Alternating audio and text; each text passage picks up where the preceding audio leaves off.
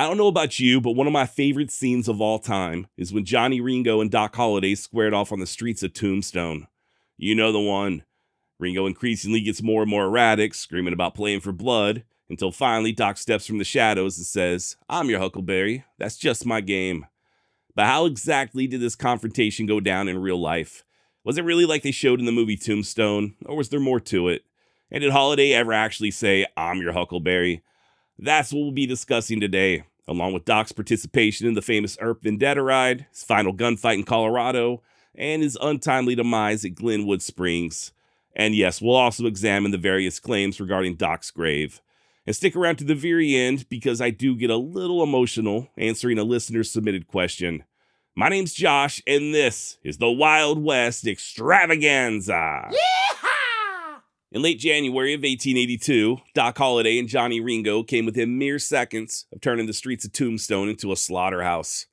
Story goes that Ringo approached Holliday and asked if he'd been talking about him, to which Doc replied, "Well, I don't know, but if I have, it still goes." Bystanders began to nervously step away as the two gunmen slowly inched their hands towards their revolvers. And then, just as it seemed that all hell was about to break loose, Acting Police Chief Jim Flynn intervened and placed both of them into custody. To quote historian Mark Lee Gardner, the Allen Street altercation became the greatest gunfight that never was. But the tension and fear of onlookers that day had been very real, mostly because of Doc's supposed fatalism. A Tombstone resident described Doc as a very hard character who carries his death warrant with him at all times. He is dying of consumption, and he is correspondingly reckless. End of quote. Now that's just one version of the confrontation. Another has it that Ringo initially challenged Wyatt Earp, and when Wyatt declined, that's when Doc stepped from the shadows with a, quote, cold little smile on his cadaverous face. Ringo then drew a handkerchief from his pocket, flipped a corner towards Holliday, and said, "I don't need but 3 feet to do my fighting. Here's my handkerchief, take hold." And of course, that's when Doc uttered the now iconic phrase, "I'm your Huckleberry, that's just my game." Now, just in case you're new here, I almost feel duty-bound to bring this up. But yes, Huckleberry is the correct phrase. I know it really doesn't make sense to our modern ears, but back in the 19th century, "I'm your Huckleberry" meant the same thing as saying I'm the right person for the job. You can find it in everything from newspaper articles to advertisements, even poems. By contrast, the term hucklebearer is really nothing more than an internet rumor that went viral in the early 2000s. And just to be fair, we also don't know for certain whether or not the real Doc Holliday ever said "I'm your Huckleberry." He certainly would have known what it meant, but we just don't know for sure that he said it.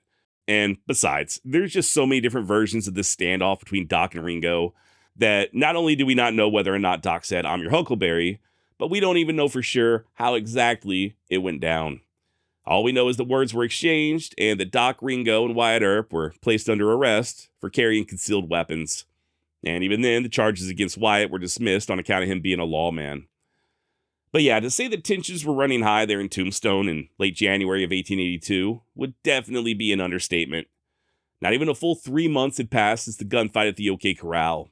A bitter struggle that saw the deaths of cowboys Frank and Tom McLaury and Billy Clanton. In turn, the remaining cowboys compiled a hit list and threatened to storm the town en masse. The raid never materialized, but they did manage to shoot Wyatt's brother Virgil on the night of December 28th, 1881. The then marshal had just left the Oriental Saloon when what he described as 3 double-barreled shotguns opened at a distance of about 60 feet. According to Earp biographer Casey Teffer-Tiller, quote, "The blast came from between charred boards of a burned-out building across the street. As Virgil fell into the street, several men dashed out of the building, ran down Fifth, and disappeared into the darkness." Now, despite being horribly wounded, Virgil would survive, albeit without the use of his left arm. And then, just a few weeks later, is when Holliday had that famous showdown with Johnny Ringo. By the way, what you're hearing right now is the 4th and final installment in a series on Doc Holliday. If you'd like to learn all about Doc's early life, his friendship with Wyatt Earp, and his time in Tombstone, I would urge you to check out those 3 previous episodes, which I do have links to down below. A lot of links down below in this episode's description, so knock yourself out. And I know I mentioned this earlier in the series, but if it seems like I'm glossing over certain events, especially in regard to Wyatt Earp, don't worry because we will be discussing this all again, way more in depth, in the upcoming Wyatt Earp series. For today, though, we are going to focus mostly on Doc Holliday. who, as fate would have it, would join Wyatt in searching for the men who shot Virgil. The turn of events, oddly enough, that seemed to work wonders on Doc's health.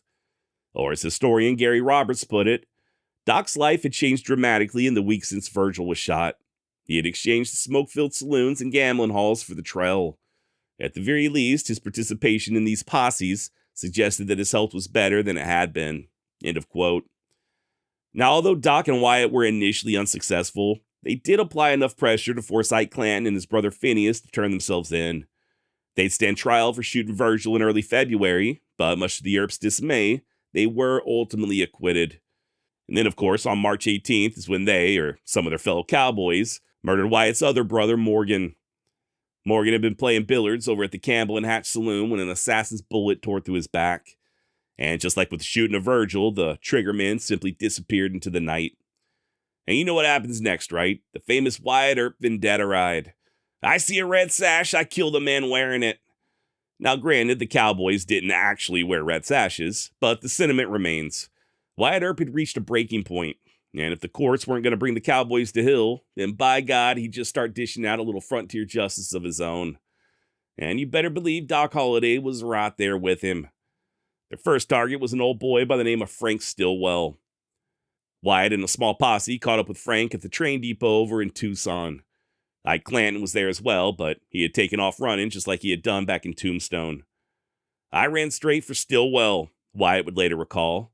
What a coward he was. He couldn't shoot when I came near him. He stood there helpless and trembling for his life. As I rushed upon him, he put out his hands and clutched my shotgun. I let go both barrels, and he tumbled down dead and mangled at my feet. I started for Clanton then, but he escaped behind a moving train of cars. End of quote. Moments later, Holliday and several others arrived there on the scene, and they too emptied their guns into Stillwell's body. So much so that an eyewitness would later describe Frank as being the worst shot-up man he had ever seen. Then, just a few days later, they did the same to a cowboy known as Indian Charlie. He too was suspected in taking part in Morgan's assassination, so Wyatt and the others left him dead in the dirt. Now, that particular killing took place on March 21st, 1882. Skip ahead to the 24th, and Wyatt and the posse rode straight into an ambush. According to Holliday, quote, "We approached a spring which was situated in a holler. As we did so, 8 rustlers rose up from behind the bank and poured from 35 to 40 shots into us. Our escape was miraculous. The shots cut our clothing and saddles and killed one horse, but did not hit us. I think we would have all been killed if God Almighty wasn't on our side." End of quote. Now, as it turns out, the guys that ambushed them were also Cochise County cowboys, same people they were hunting. And rather than run, Wyatt simply dismounted, took aim with his shotgun, and sent a load of buckshot into the chest of cowboy leader Curly Bill Brocious. Probably. Full disclosure, but there is a little bit of a debate as to whether or not Earp truly killed Curly Bill Brocious. I'm not going to get into it today. We'll discuss that later on with the Earp series.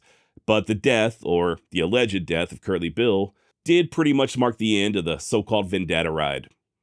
By this point, Wyatt, Doc, and the others were all wanted for the murder of Frank Stillwell, so rather than press their luck, they instead headed east for New Mexico.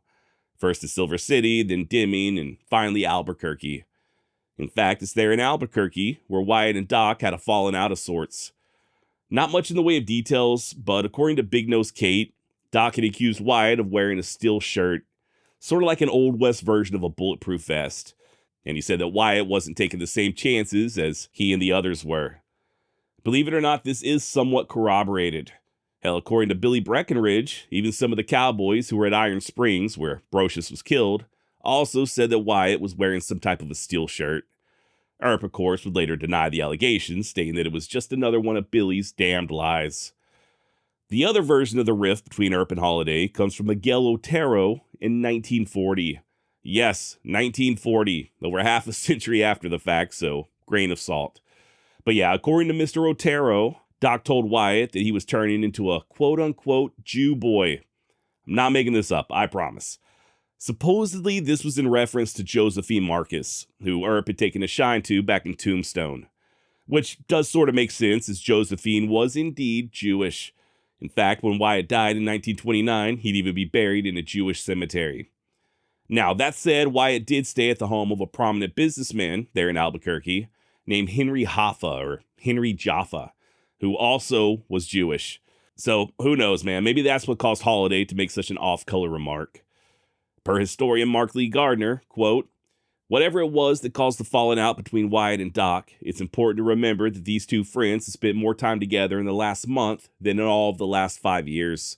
Even the best of friends can get on each other's nerves after a certain amount of time in close contact. And this particular time was stressful, as Wyatt wasn't yet sure where they would go or what the future held.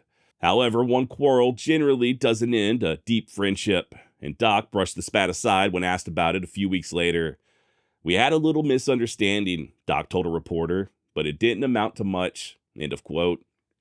Now, the posse would eventually head north to Trinidad, Colorado before finally splitting up.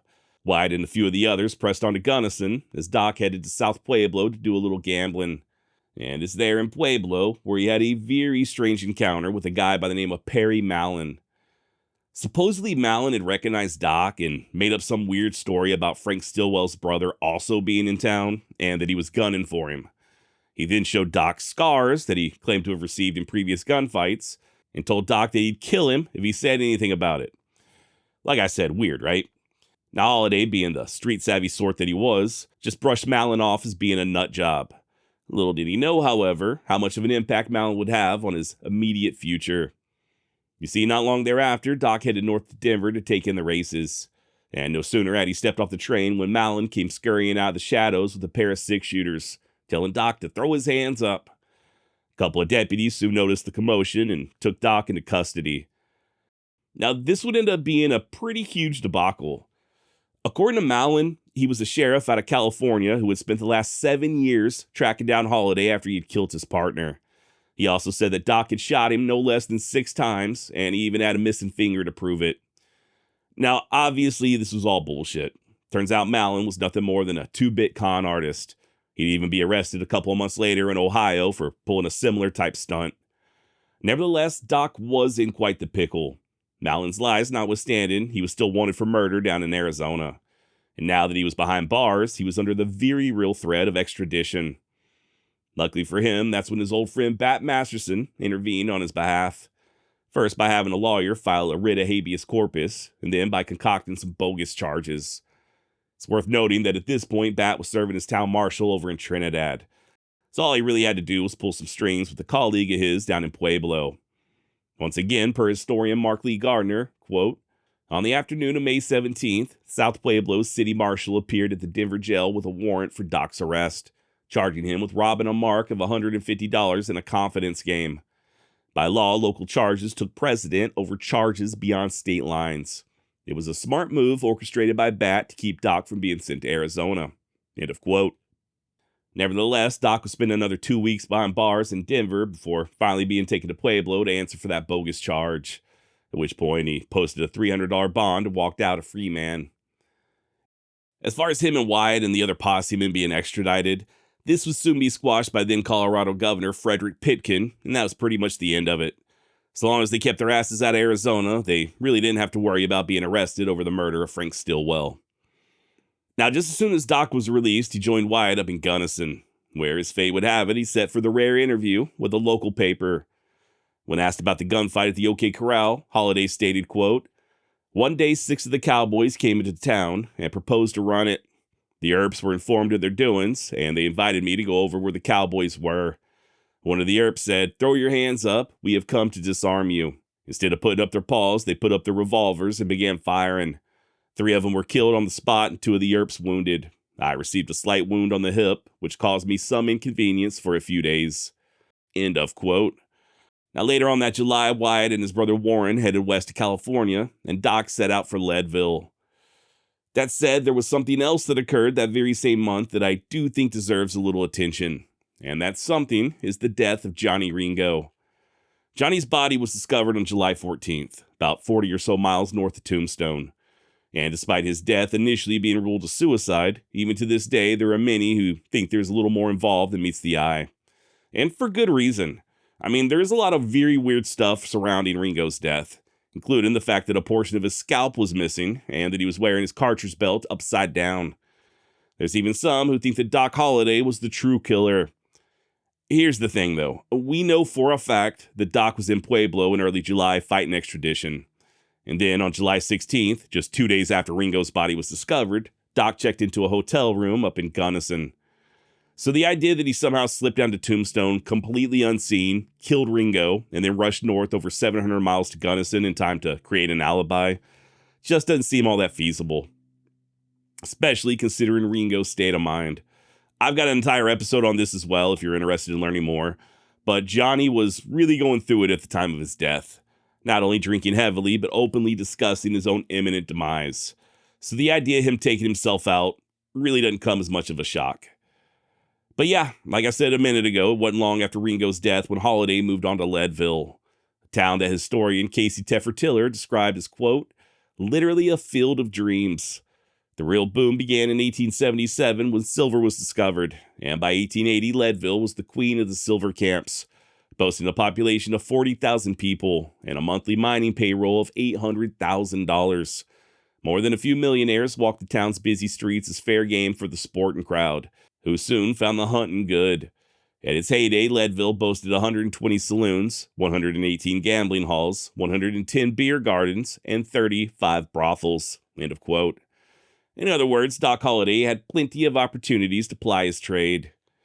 The only problem was the climate, or more specifically, the elevation. Now, me personally, I've never been to Leadville, but I have been to other parts of Colorado. Denver, at around 5,000 feet, really didn't bother me. But I was definitely huffing and puffing when I paid a visit to Lookout Mountain, where Buffalo Bill Cody's buried.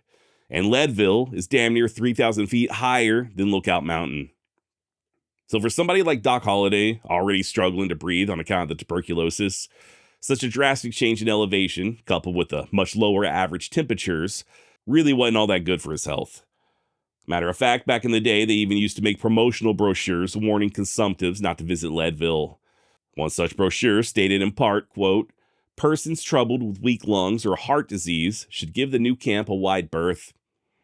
Now, that said, Holliday did seem to prosper, at least initially. He began dealing faro at the Monarch Saloon, played a little poker on the side, and quickly became acquainted with the local high rollers. He even helped put out a fire at a gambling joint later on that December. And by the following spring, he was back in Dodge City, taking part in a little something known as the Dodge City War. Maybe. I've discussed the Dodge City War on previous episodes. Not really going to go too in-depth on it today, but it's centered around a gambler by the name of Luke Short. Luke was being pushed out of town by the powers that be, and rather than tuck tail and run, he instead called on a few of his buddies to come to his assistance. Guys like Wyatt Earp, Masterson, Charlie Bassett, and possibly even our very own Doc Holliday. And it worked. Not only did Short come out on top, but he and his buddies did so without firing a single shot. The only question is, was Doc Holliday really involved? Truth is, we just don't know. While this was a very dramatic affair and covered extensively in the press, historians do cast doubt as to whether or not Doc was actually there in person. The only real evidence we have are several articles announcing his arrival, but even then, it's thought that this was more of a intimidation tactic as opposed to proof of him being there in the flesh. What's more, guys like Earp and Masterson never even once spoke of Doc's participation. In other words, to quote historian Gary Roberts, whether or not Doc Holliday was actually one of Wyatt Earp's fighters, the Short faction did make excellent use of his reputation. Now that said, there is a bit of corroboration from one of Wyatt's nieces, who did recall him and Doc paying her family a visit around the same period, so who knows. Maybe Doc Holliday took part in the Dodge City War, and maybe he didn't. But what we do know is that he was back in Leadville later on that summer, and unfortunately, he really wasn't doing all that well. Not only was Doc self-medicating with laudanum and whiskey, but he was also suffering from continued bouts of pneumonia, a condition that made it next to impossible to hold down steady employment. And then on top of all of that, he got some devastating news from back home regarding his cousin Maddie. Turns out she had changed her name and joined a convent. Now, if you recall, she and Doc had allegedly been lovebirds when they were teenagers. In fact, there are some who think that it was rejection from Maddie that caused Doc to head west in the first place. And now, with her becoming a nun, he'd be forced to give up any lingering hopes he may have had in regard to marriage. Speaking of marriage, you may be wondering whatever happened to Big Nose Kate. Well, as far as I'm aware, she was still living in Arizona. And don't worry, we'll talk more about Kate later on, including whether or not she was at Doc's side during his final moments. For now, though, we're still in the fall of 1884. And in addition to his declining health and a possible broken heart, Holliday was also experiencing quite a bit of difficulty with his old enemy, Johnny Tyler. Yeah, the same Johnny Tyler from Tombstone. Christ almighty, it's like I'm sitting here playing poker with my brother's kids or something. Now, apparently Tyler and several of his friends there in Leadville had seized upon Doc's turn for the worse and started harassing him, pretty much just trying to goad him into a fight. To quote historian Gary Roberts, it was when Doc was fragile, broke, and down on his luck that Johnny Tyler and his crowd began to prod Doc in every way they could, hoping to provoke an incident or humiliate him publicly. End of quote. And then, just to make things worse, Doc owed a whopping $5 to one of Tyler's buddies, a bartender by the name of Billy Allen. And when Doc failed to pay off the debt in a timely manner, Allen started making threats. Now, I know what you're thinking. This is Doc Holliday we're talking about, so why didn't he just pull out his gun and start blasting? Well, first of all, this is real life, not a Western. And as we've already discussed, he really wasn't doing all that well health-wise. He was also still worried about being extradited back to Arizona, which I do think was a very real possibility had he gotten too far out of line. Hell, he wasn't even allowed to carry a gun. Local police knew all about his past, so they'd routinely stop and frisk him just to make sure he wasn't packing heat. So, that being the case, Doc just did his level best to avoid a fight, even to the point of asking the police for help. The same police that were so concerned about him not being able to defend himself. He told them on numerous occasions that there was a plot to kill him, and when they refused to act, he turned to the press. Quote, "I am afraid to defend myself, and these cowards kick me because they know I am down. I haven't a cent, have few friends, and they will murder me yet before they are done." And just to give you an idea of the sort of abuse that Doc was taking, Tyler and Allen and all their friends, they were just basically following him around nonstop harassing him. They'd insult him to his face, they'd threaten to whoop his ass, tell him to go for a gun that they knew he didn't have, shit like that. But you can only push a man so far, right? We've all got our breaking point, and I reckon Doc experienced his on the evening of August 19th, 1884. He had gotten word that Allen was once again looking for him, saying that he was going to kick his brains out if he didn't have his money. And rather than hide, Doc had a confidant sneak a pistol over to Hyman's saloon and hide it under the bar. Not long thereafter, Holliday stepped inside and situated himself so he could see the front door. And then when Billy Allen stepped inside, is when Holliday reached under the bar, grabbed that pistol, and commenced to shooting. Now, in a perfect world, he would have shot Allen deader in hell. But remember what I said earlier about this not being a Western. In all reality, Doc missed the first shot, but his second managed to shatter Billy's right arm.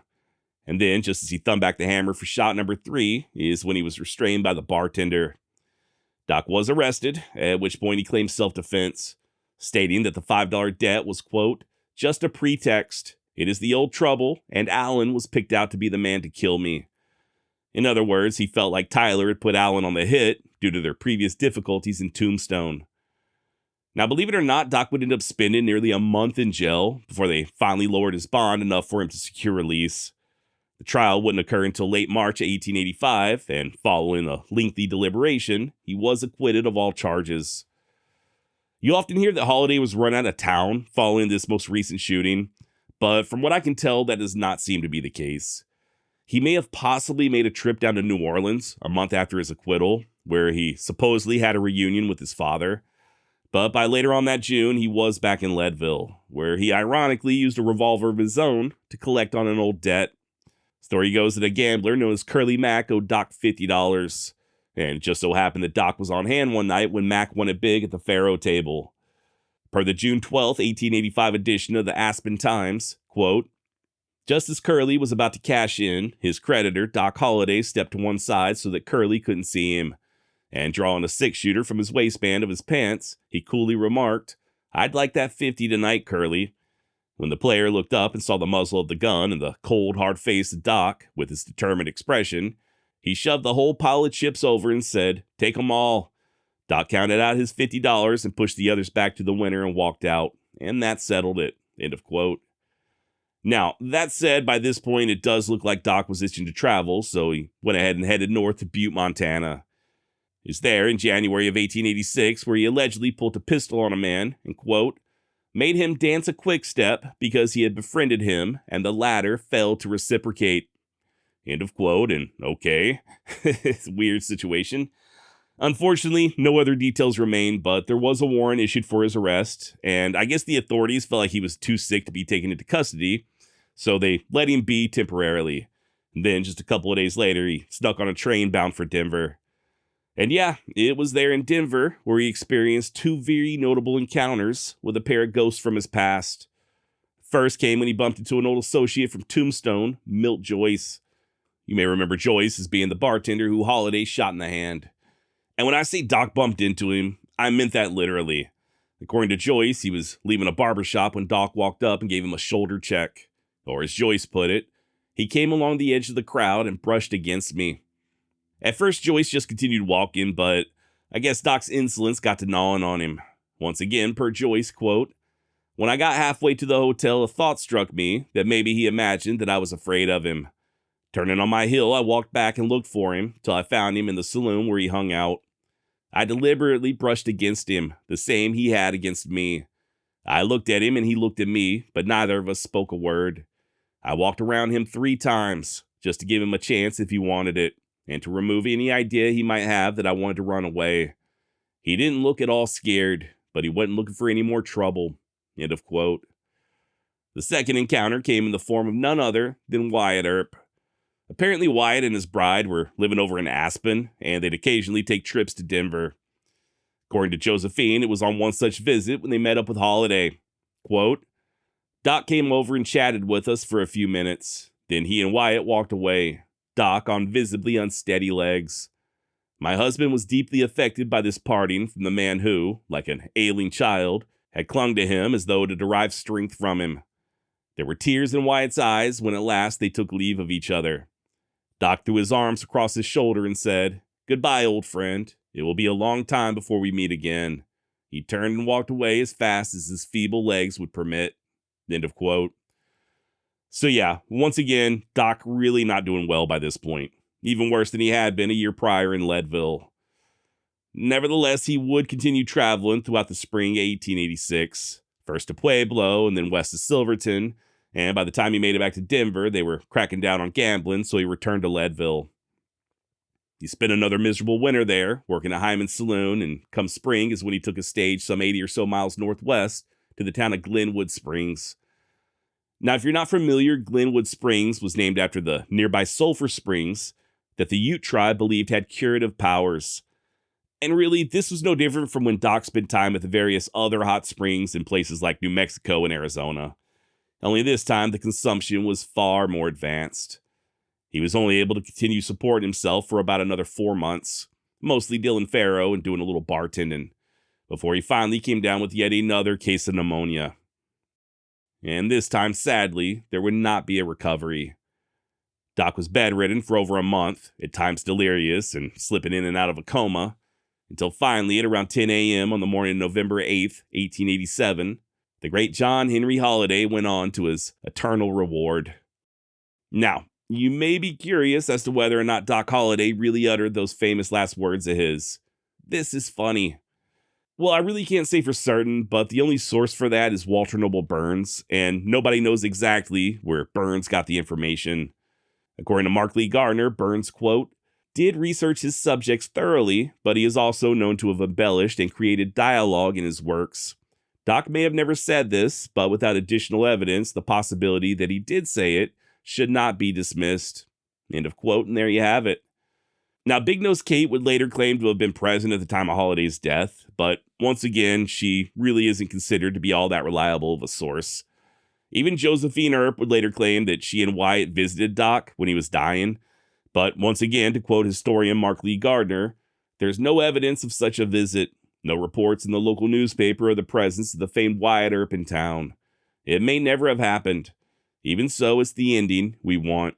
End of quote. And yeah, I really do like that idea of Wyatt and Doc seeing one another for one final time there in Glenwood Springs, but once again, we just don't know that it happened. That last meeting they had in Denver may have been the last time they saw one another. There's just so much we don't know about Doc Holliday, and it gets a little frustrating at times. Hell, even his final resting place remains a mystery. If you've ever paid a visit to his grave in Glenwood Springs, I hate to be the bearer of bad news, but that may not be the exact location of his burial. And there's actually a lot of debate over this.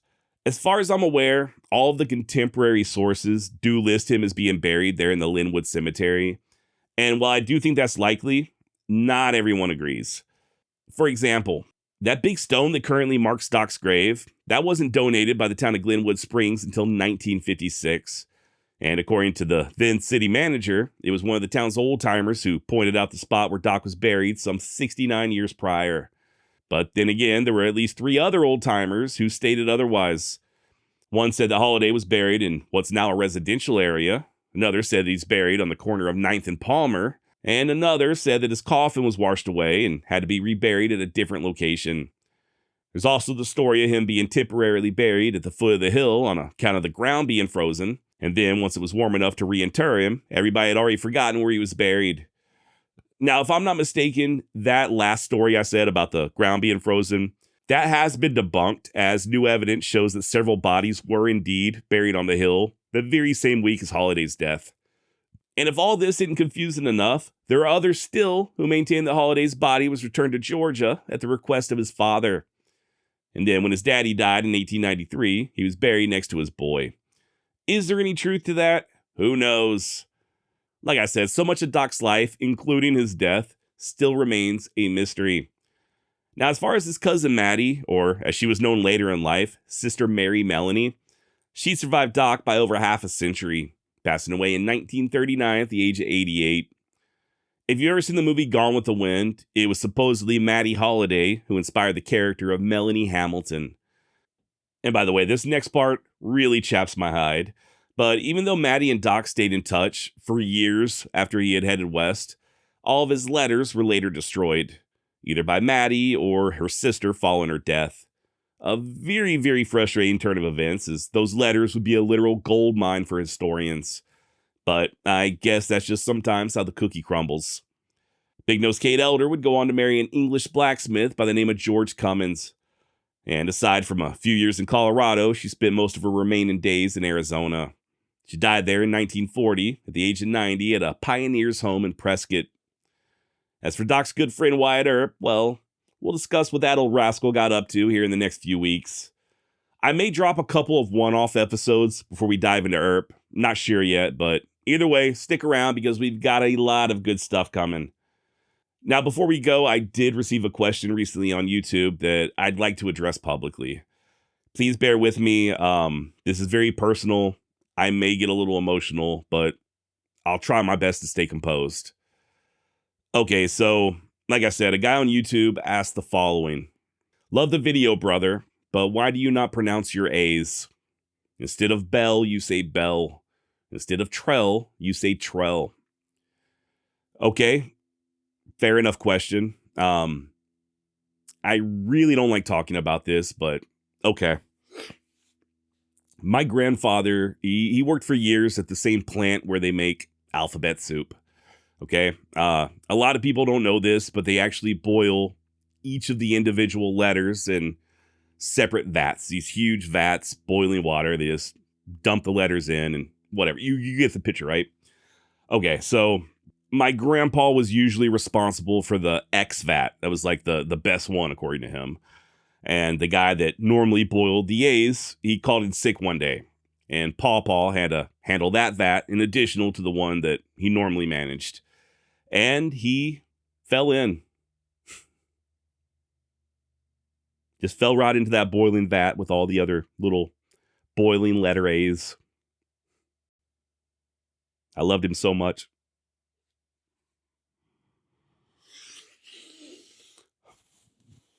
Yeah, his body was never recovered.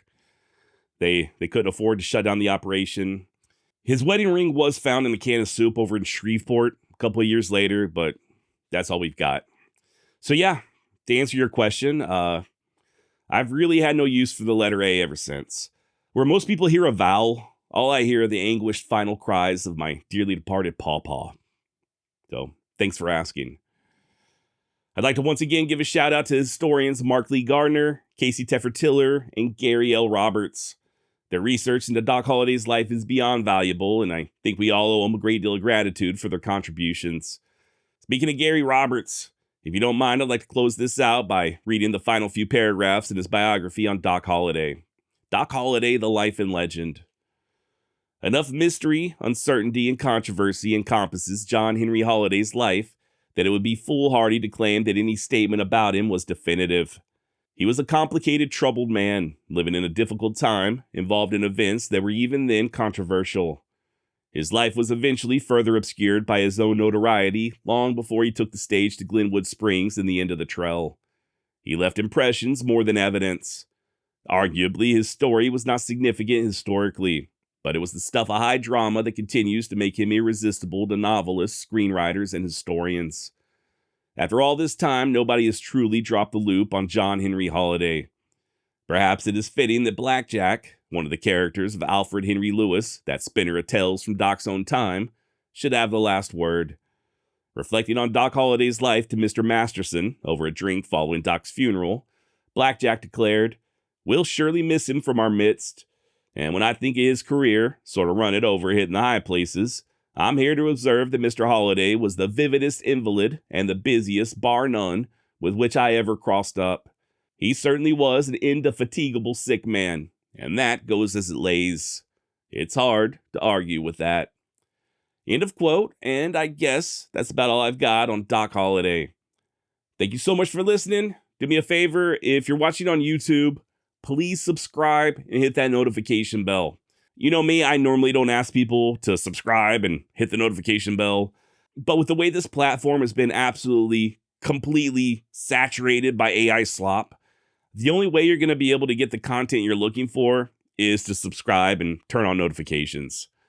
And if you're listening via Spotify or Apple, you'd be doing me a huge favor if you left a 5-star review. This is also something I very rarely ask for, but I was told recently by someone in the industry that I could use a few more reviews, so please leave a 5-star review. All right, and yeah, I guess that's about all I've got. Until next time, keep an eye out for those letter A's, and I will catch y'all very soon. Adios.